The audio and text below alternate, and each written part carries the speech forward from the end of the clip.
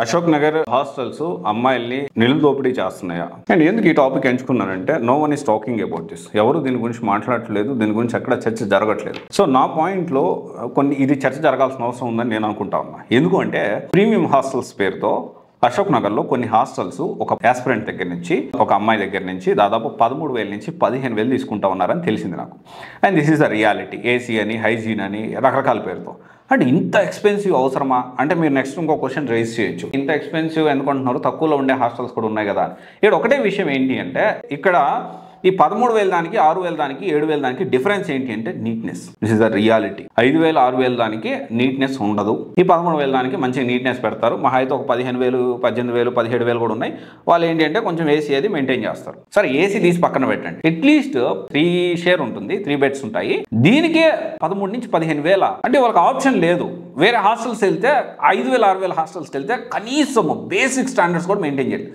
ఇది చాలా దారుణమైన విషయం. And no one is talking about that. కొన్ని హాస్టల్స్ అయితే మరీ దారుణంగా, అంటే ఇవాళ ఎలా ఉన్నారంటే ఆబ్వియస్లీ నోటిఫికేషన్ వచ్చినప్పుడు ఎక్కువ మంది వస్తున్నారు, దోచుకుంటున్నారు పిల్లల్ని కాదు దోచుకుంటుంది, పేద మధ్యతరగతి విద్యార్థుల యొక్క తల్లిదండ్రుల రక్తాన్ని దోచుకుంటున్నారు. ఐ ఫీల్ అంటే నేను ఇది మాట్లాడాలి, ఈ టాపిక్ జనాల్లోకి తీసుకెళ్లాల్సిన అవసరం ఉంది.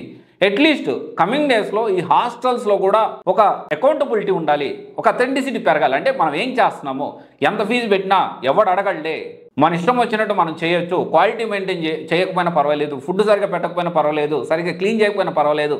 కొన్ని హాస్టల్స్లో దారుణం మనం చెప్పుకోలేము, మాట్లాడుకోలేము.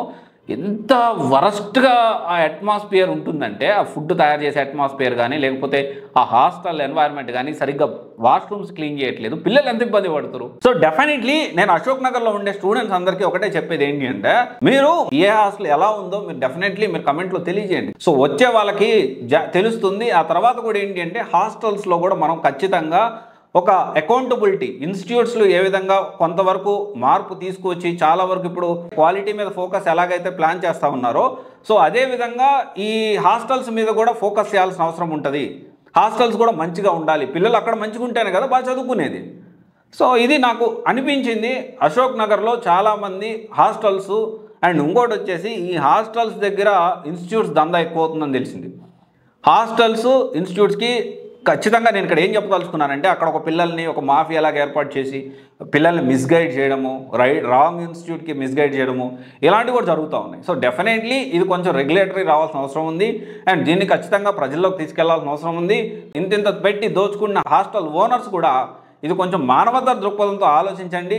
మారకపోతే దీన్ని కూడా మనం కార్యాచరణ ఒక ఉద్యమంలాగా మనం తీసుకెళ్ళి కొంతవరకు వాళ్ళలో కూడా మార్పు తీసుకురావడానికి మనం ప్రయత్నం చేద్దాం. కొంతమంది స్టూడెంట్స్ దీనికి సంబంధించి నాకు ఇన్ఫర్మేషన్ ఇచ్చారు. అండ్ నాకు కూడా బేసికల్లీ నేను అశోక్ నగర్లో బాగా తిరిగాను, అన్ని హాస్టల్స్ ఏంటి అనేది నాకు కూడా తెలుసు. దాదాపు 8 సంవత్సరాల నుంచి అశోక్ నగర్తో నాకు ఉన్న అనుబంధం. సో డెఫినెట్లీ నాకు కూడా ఇన్ఫర్మేషన్ ఉంది కాబట్టి దీని గురించి అప్డేట్ చేస్తూ ఉన్నా. ఇది ఒక్కసారి దయించి మీరు ఆలోచించండి. Thank you.